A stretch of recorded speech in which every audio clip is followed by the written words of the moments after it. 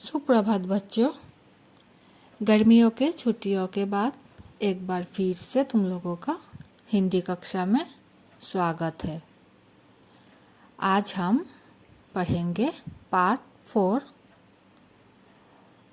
जो कि एक कविता है और ये कविता कवि भगवती चरण वर्मा द्वारा लिखित दीवानों की हस्ती है। तो कविता शुरू करने से पहले हम क्या करेंगे, इस कविता के बारे में जान लेते हैं कि कवि इस कविता में क्या कहना चाह रहे हैं। इस कविता में कवि ने अपने प्रेम से भरे हृदय को दर्शाया है, क्योंकि कवि का स्वभाव बहुत ही प्रेमपूर्ण है। सभी संसार के व्यक्तियों से वो प्रेम करता है और खुशियाँ बांटता है। यही सब इस कविता में दर्शाया गया है। वो अपने जीवन को अपने ढंग से जीते हैं। कवि मस्त मौला है, चारों ओर प्रेम बांटने का संदेश देते हैं। इस कविता के द्वारा एक सीख ये भी देते हैं कि हमें सबके साथ प्रेमपूर्ण व्यवहार करना चाहिए। कवि खुशियों का संचार करते हैं, जहाँ भी जाते हैं खुशियाँ बिखेरते हैं और जीवन में असफल हो जाने पर भी, हार जाने पर भी किसी को दोष नहीं देते। कवि इस कविता में संदेश देते हैं कि हमें अपनी सफलता और असफलता का श्रेय स्वयं को ही देना चाहिए, क्योंकि अगर हम असफल होते हैं तो उसमें कहीं ना कहीं दोष हमारा ही होता है, और अगर सफल होते हैं तो भी हमें उसका श्रेय अपने मेहनत को ही देनी होती है, क्योंकि हमने मेहनत किया इसलिए हम सफल हुए, हमने मेहनत नहीं की इसलिए हम असफल हुए। और स्वयं असफल होने पर किसी अन्य को दोषी नहीं मानते हैं। कौन? कवि। वे जब जीवन में कभी हार जाते हैं, असफल हो जाते हैं, इस सब का दोष किसी और को नहीं देते। यही इंसानियत की बहुत ही बड़ी बात है, जो कि कवि में देखी जाती है।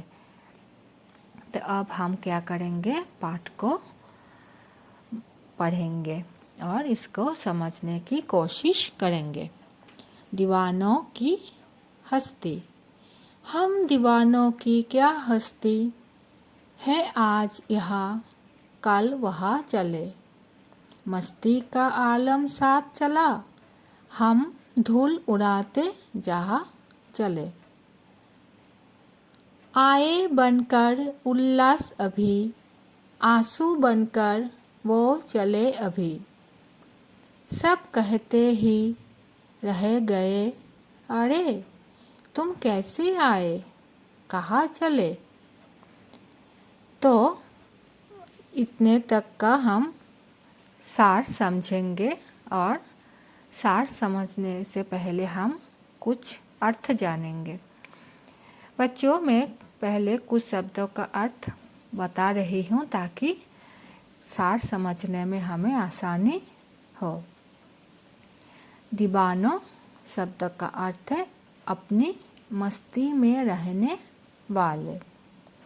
उसके बाद हम जानेंगे हस्ती। हस्ती शब्द का अर्थ है अस्तित्व।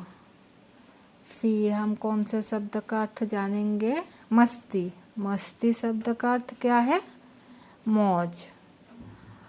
मौज। उसके बाद जानेंगे आलम। आलम शब्द का अर्थ है दुनिया। उसके बाद जानेंगे उल्लास। उल्लास मतलब ये तो सबको पता ही होगा, उल्लास मतलब खुशी। तो इन पंक्तियों के द्वारा कवि क्या कहना चाह रहे हैं? अपनी मस्ती में रहने वाले लोगों की क्या हस्ती, क्या अस्तित्व है। कभी यहाँ है तो कभी वहाँ, एक जगह तो रुकने वाले नहीं है। आज यहाँ कल वहाँ चले, मतलब जो मस्त मौला है, अपने मस्ती में रहने वाले हैं, वो कभी एक जगह नहीं रुकते हैं। आज यहाँ तो कल वहाँ चले। ये जो मौज मस्ती का आलम है, ये साथ चला जहाँ कभी गया, वहाँ पर उन्होंने अपनी मस्ती से, अपनी प्रसन्नता से सब में खुशियाँ बांटी। कवि का स्वभाव भी ऐसा है कि सब में वो खुशियाँ बांटते हैं। वो जहाँ भी जाते हैं अपने मस्ती से, अपनी प्रसन्नता से सब में खुशियाँ बांटते हैं। कवि कहते हैं कि हम अपनी मस्त मौला आदत के अनुसार जहाँ भी गए प्रसन्नता से धूल उड़ाते चले, मौज मजा करते चले। हम दीवानों की हस्ती कुछ ऐसी ही होती है। हम जहाँ भी जाते हैं अपने ढंग से जीते हैं, अपने ढंग से ही चलते हैं। तो यहाँ पर कभी और भी क्या कहते हैं? हम पर किसी का कोई असर नहीं होता। कभी कहते हैं वे अभी अभी आए हैं और खुशियाँ बांटी है, खुशियाँ लुटाई है, और अभी कुछ हुआ कि आंसू भी बनकर बहे निकले, आंसू निकल गए। अर्थात अभी अभी खुश थे और अभी अभी दुखी हो गए हैं, तो आंसू भी बहे निकले। हम जब दुख होते हैं हमारे आँखों से आंसू निकलते हैं, है ना। यहाँ पर भी कभी वही कह रहे हैं। कभी मस्त मौला किस्म के हैं, अपने मन मर्जी के मालिक है। कभी कहीं जाते हैं तो कभी कहीं के लिए चल पड़ते हैं। तो जहाँ पर पहुँचते हैं खुशियाँ लुटाते हैं और वहाँ से आगे निकल चलते हैं। तो लोग कहते हैं कि अरे तुम कब आए और कब चले गए, पता ही नहीं चला। यही है कवि का स्वभाव। तो बच्चों, हम इस कविता के अगला भाग अगले कक्षा में पढ़ेंगे। आज इतना तक ही पढ़ना और कविता को अच्छे से समझने की कोशिश करना। धन्यवाद।